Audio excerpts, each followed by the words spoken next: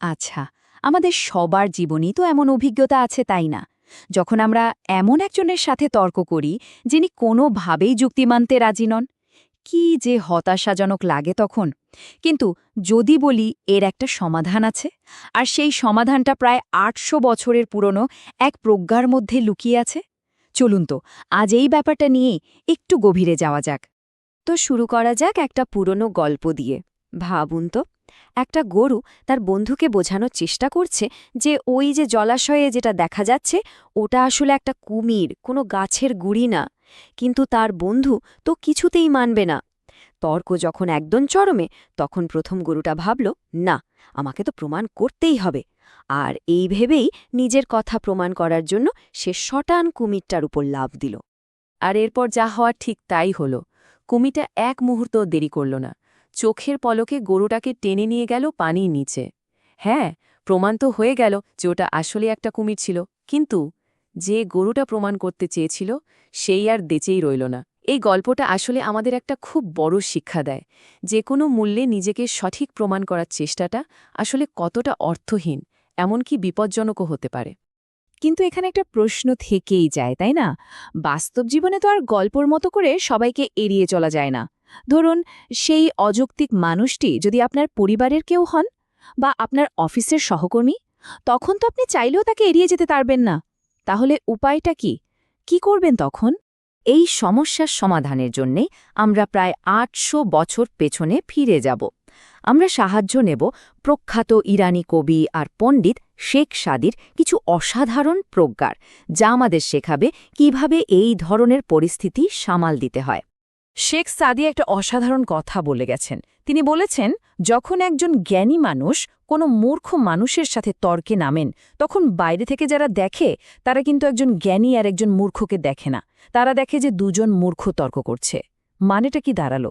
এই ধরনের তর্কে জড়ালে দিন শেষে নিজের সম্মান হারানোর ঝুঁকিটাই সবচেয়ে বেশি।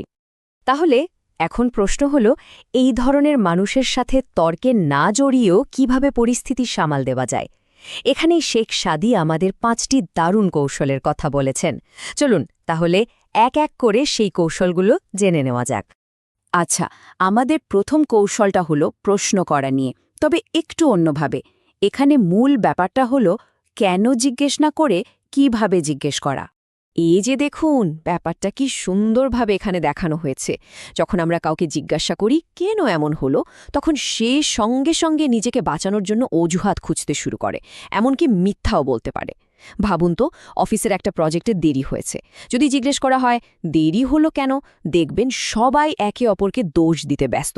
কিন্তু প্রশ্নটা যদি ঘুরিয়ে করা হয়, আচ্ছা, এখন কিভাবে আমরা এই ক্ষতিটা পুষিয়ে নিতে পারি, তখন দেখবেন সবাই সমাধানের দিকে মন দিচ্ছে।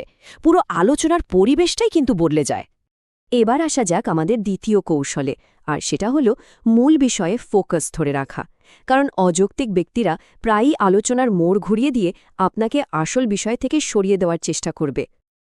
দেখবেন তারা হঠাৎ করে একদম অন্য একটা প্রসঙ্গ তুলে ফেলবে, বা কোনো অপ্রাসঙ্গিক বিষয় মতামত জানতে চাইবে, কিংবা হয়তো তৃতীয় কোনো ব্যক্তির কথা টেনে আনবে। যেমন, জানেন, অমুক তো আপনার ব্যাপারে এই কথা বলছিল। মনে রাখবেন, এটা কিন্তু একটা ফাঁদ। একবার যদি এই অপ্রয়োজনীয় কথার জালে জড়িয়ে পড়েন, তাহলেই কিন্তু আপনি হেরে গেলেন। তাই যে কোনো মূল্যে মূল বিষয়ে স্থির থাকতে হবে। আমাদের তৃতীয় কৌশলটা সম্ভবত সবচেয়ে গুরুত্বপূর্ণ, আর সত্যি বলতে সবচেয়ে কঠিনও।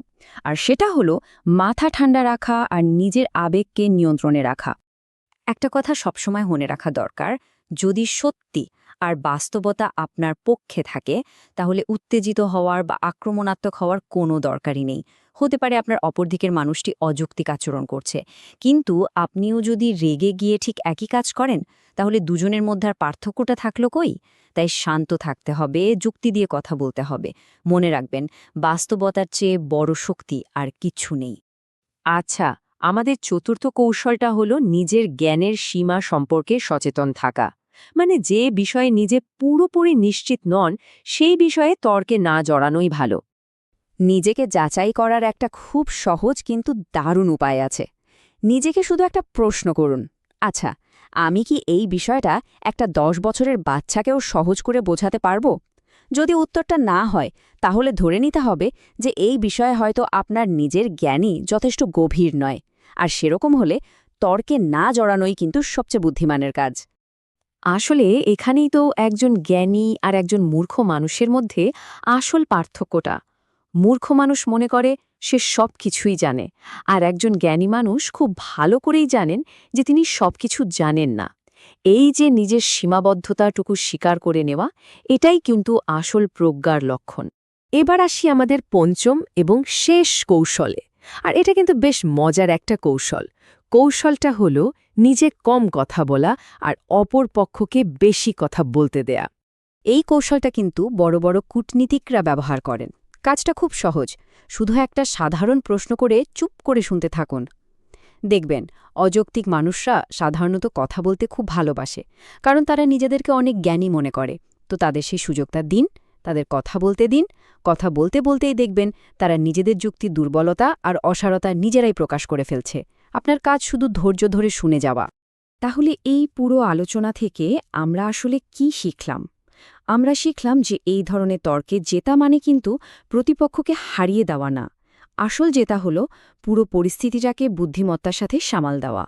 চলুন তাহলে 5টি কৌশল আরও একবার ছালিয়ে নেওয়া যাক। 1. কেন দিয়ে নয়, কিভাবে দিয়ে প্রশ্ন করুন। 2. ডিস্ট্র্যাকশনস এড়িয়ে চলুন, মূল বিষয়ে থাকুন। 3. মাথা ঠান্ডা রাখুন, শান্ত আর যৌক্তিক থাকুন। 4. যে বিষয়ে আপনার গভীর জ্ঞান আছে শুধু সেই বিষয়েই কথা বলুন। আর 5. অপর পক্ষকে বেশি কথা বলতে দিন। শেষ করার আগে একটা প্রশ্ন রেখে যেতে চাই। পরের বার যখন এই রকম কোনো কঠিন আলোচনার মুখোমুখি হতে হবে, তখন কি শুধু নিজেকে সঠিক প্রমাণের জন্য লড়াইটা চালিয়ে যেতে হবে, নাকি বুদ্ধি খাটিয়ে পরিস্থিতি সামাল দিয়ে একজন কার্যকর মানুষ হিসেবে নিজেকে প্রমাণ করতে হবে? সিদ্ধান্তটা কিন্তু সম্পূর্ণ যার যার নিজের।